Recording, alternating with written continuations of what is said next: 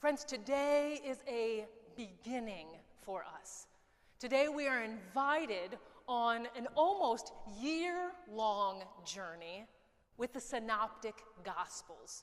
Yeah, we were supposed to have started last Sunday, but pay no attention to that. We're starting today. We're here. We made it. We're going to start with the beginning of Mark. The beginning of the good news of Jesus Christ in Mark. And if you want to delve in more deeply than I can delve in during this brief time, join us for Bible study on Sunday mornings, 9:15, just down the hallway in Roger Williams Hall. We are reading, you are invited to read pieces of Mark throughout the Gospel of Mark, at least for these first about 3 months together until we get to Easter, and then we'll switch over to Matthew, and then move on to Luke as well. But to read the Synoptic Gospel. Some of you are wondering, synoptic? I've never heard that word before. Or I saw that written in the announcements because I actually read the announcements, Jessica. Yes, I do. But I didn't know what it meant. Some of you have actually asked me. Synoptic means to be seen together. So the Gospel of Mark, the Gospel of Matthew, and the Gospel of Luke can be read alongside each other because they follow a similar path. But they're different. And so we are going to experience them differently. We experience them one at a time. And here we are with Mark. Why Mark? Because Mark was the first. Mark was the first narrative gospel to be pulled together, to be written. Probably it came together from oral stories that had been shared as well. But it was written about 70-ish, came together around the year 70. And we want to remind ourselves what the setting was, what was some of the context for the pulling together of this text. And it was not a pretty one. It was not a peaceful one. It was a chaotic one. It was an oppressive context for the people to whom Mark was writing, if his name was Mark, that is. But we're going to call him Mark just for ease. And so I don't have to say the author of the gospel that we call the gospel according to Mark. A lot easier just say Mark, right?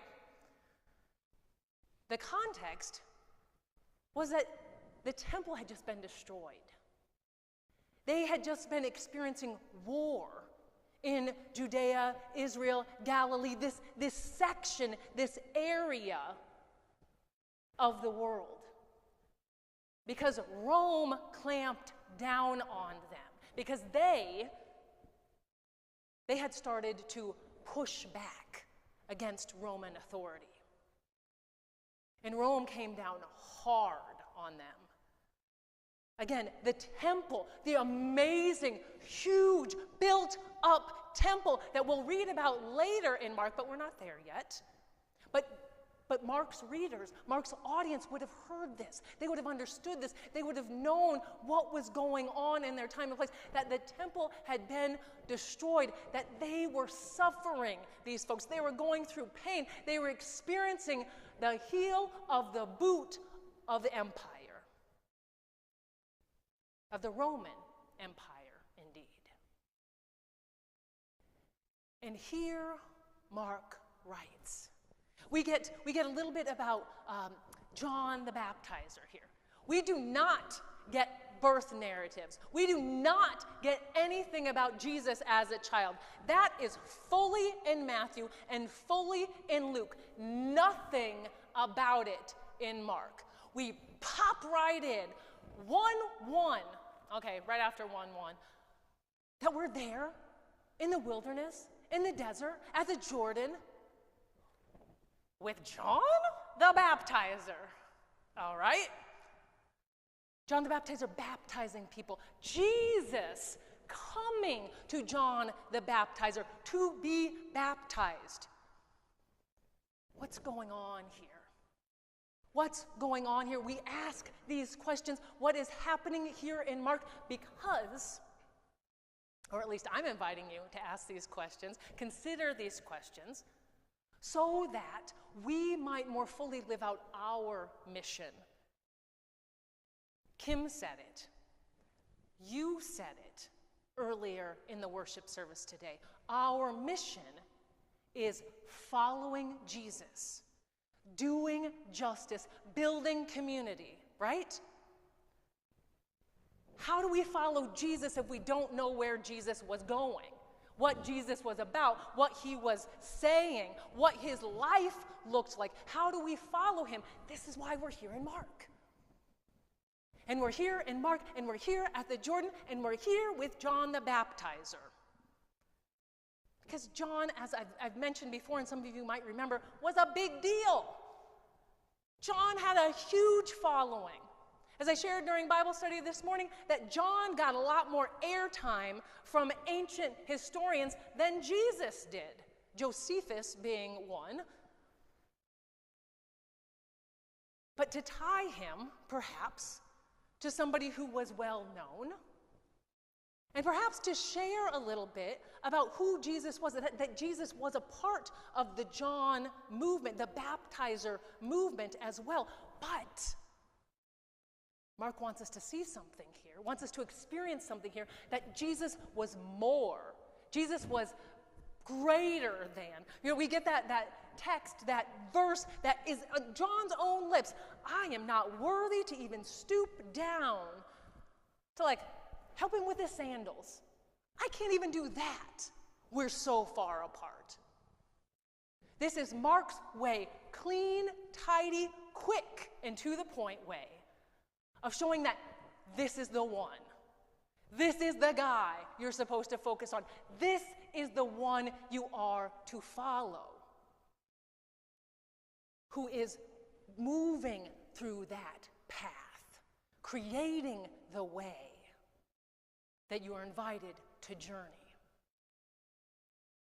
But there were stories back in the Hebrew text, right? Because these are a group of Jews. These are our Jewish folks. That there would be a forerunner. We get some of that here. All of it accredited to Isaiah, which is whatever. It's what it is. Give Isaiah some extra words, even though you're pulling from Micah, no problem. But that Elijah was going to come back and was going to bring in, call forward, prepare the way before the Messiah. The Messiah being the anointed one of God, the chosen one. Kings were anointed in the previous times. And what do we get but Jesus in the water being anointed? This is the one. And in case you didn't get it, the Spirit comes down like a dove. You are the one, my chosen one. I'm well pleased with you. This is him. And then Jesus goes out into the wilderness for 40 days. We don't get those stories of temptation here. Don't get confused. We're in Mark. We're not in Matthew. We are not in Luke. We are in Mark. Something happens in those 40 days. Perhaps something like what happened with Moses in his 40 days, and with Elijah in his 40 days. Jesus goes through this time of preparation that every great prophet needs. And he emerges, and John is no longer on the scene. John has been arrested. And Jesus begins his ministry in the face, in the context of great risk. Again, he was a part of John's movement, and John just got arrested, and Jesus busts onto the scene and starts proclaiming the empire. The word, we often translate it as kingdom. I know I push back on kingdom because I don't like king language to refer to God because of the masculinity piece, because of the monarchy piece. But this is the word here, basileia, empire. We remember the context, right? Where are we? Who was occupying this land? who was in control of these people or seeking to control these people, to oppress these people, to get resources from these people. But another empire, right? The Empire of Rome. Don't lose sight of that. Don't forget about this context. This is what Jesus is about. He is proclaiming the gospel, the good news that the empire of God is at hand. It's right here before us.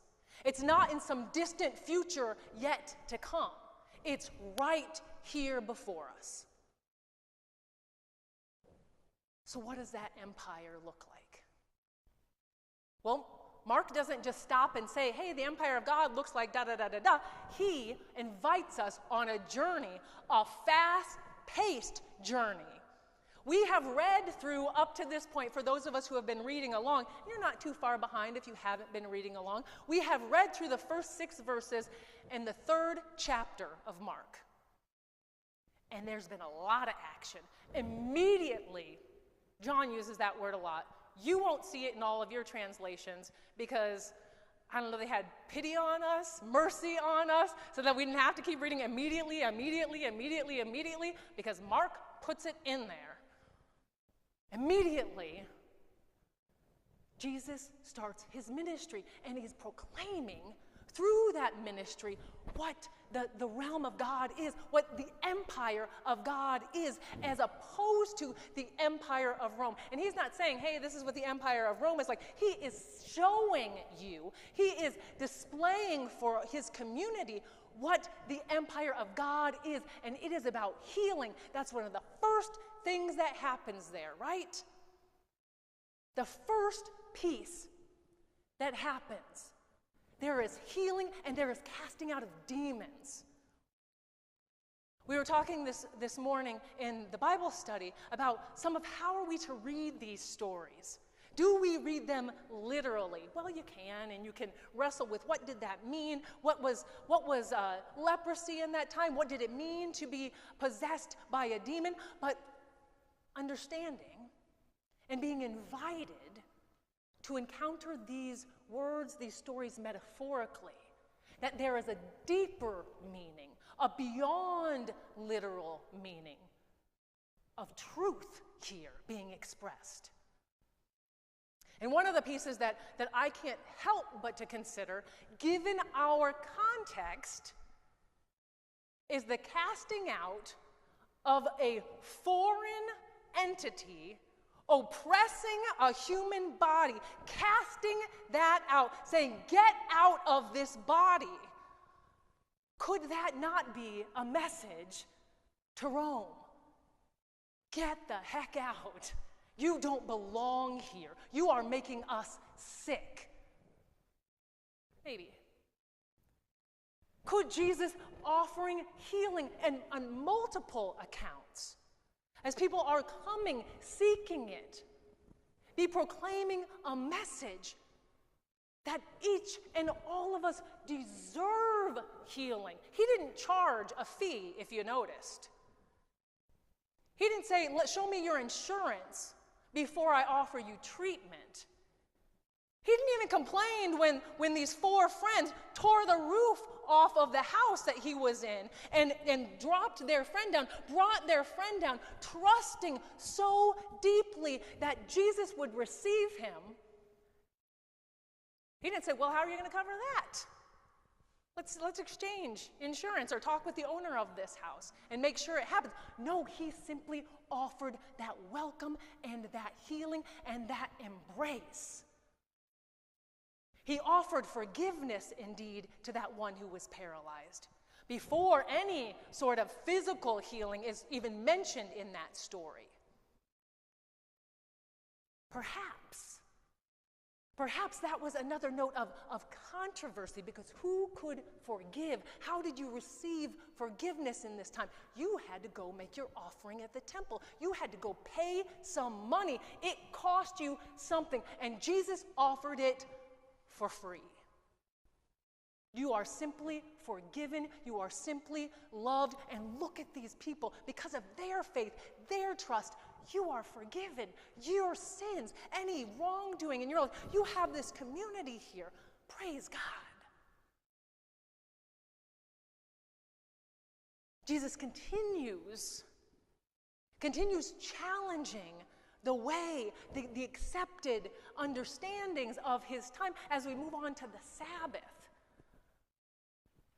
Eating, picking grains on the Sabbath, healing on the Sabbath. That's where we ended our readings for this 2-week period. That there is someone who comes with a withered hand. And the religious folks, they're standing back there looking, this Sabbath day, what's he going to do? Is he going to heal him? And he offers him, he reaches out, he touches this one, and he offers healing. And that, friends, that is where they say, we have to do something about this guy. He's messing things up. He is stirring up the pot, and he is messing with our coffers, right? He's messing with our system. The system that has been set up, the system that is collaborating with the empire. This is the Jesus we are seeking to follow, friends. There is healing on this way. There is acceptance and welcome on this way. Acceptance of tax collectors and sinners, eating with them, hanging out with them, just chilling, calling them to be a part of your ministry. Dirty, smelly fisher people as well. Inviting them into the movement. Inviting them into a community of God, an alternative, perhaps. This is the Jesus we are being invited to follow, who values these people who had been demonized, who welcomes, who reaches out and touches those who are untouchable, those whom we talked about, we haven't gotten there, but who perhaps were understood to have been sinful and deserved what they had gotten, deserved whatever ailment they were experiencing. A different message is being proclaimed here. That is the way. That is the one Mark is pointing to, and we proclaim the one we are seeking to follow. And this is just the beginning, folks. Just the start of the journey. We are going to each Sunday continue on this journey, and I invite you, friends, to continue on the journey with your daily readings. Honestly, you can read all of it in one day. It's like a chapter or two per week, okay? That's not too much. Or it's 10 verses, 20 verses a day. Not too much there. Join us on Sunday morning. Come on Sunday morning. If we are serious about following Jesus, we got to study this human. Even though we don't get him unfiltered, right? We get Mark's. This is Mark's Jesus. We have to suss out some of it, do a little bit of sifting sometimes, see what is there, and we'll compare that to Matthew, and we'll compare that to Luke, and see who is this Jesus we are deigning to follow, we are daring to follow. In a time when we continue to experience empire. Because empire goes in and tries to control other places. I don't know, maybe that's happening somewhere in the world today. Maybe. Venezuela comes to mind. Greenland, perhaps, is on the radar. Empire seeks to instill fear in its people.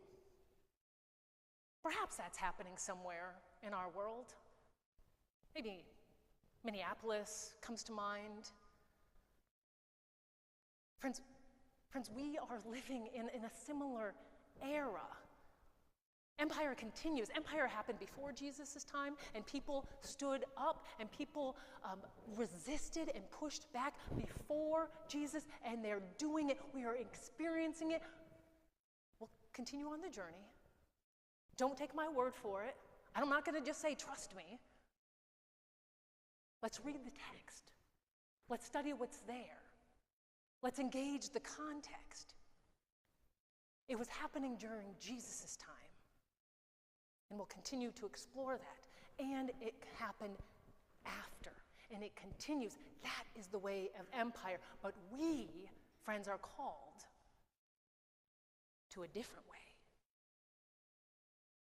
to the empire of God, to the way of Jesus, a way of liberation and healing and value.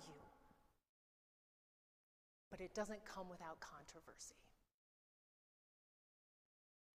So friends, I'm going to give you a moment to consider where we have come on this first leg of the journey, to consider how the divine is inviting you to engage in this sojourn, to engage in this faith, our star word for the year, how God is calling you to prepare that path, to journey that path as an individual and as a member of a community. Friends, let us be together now for a moment of reflection, for a moment of prayer. Let us be together now for a moment of pause.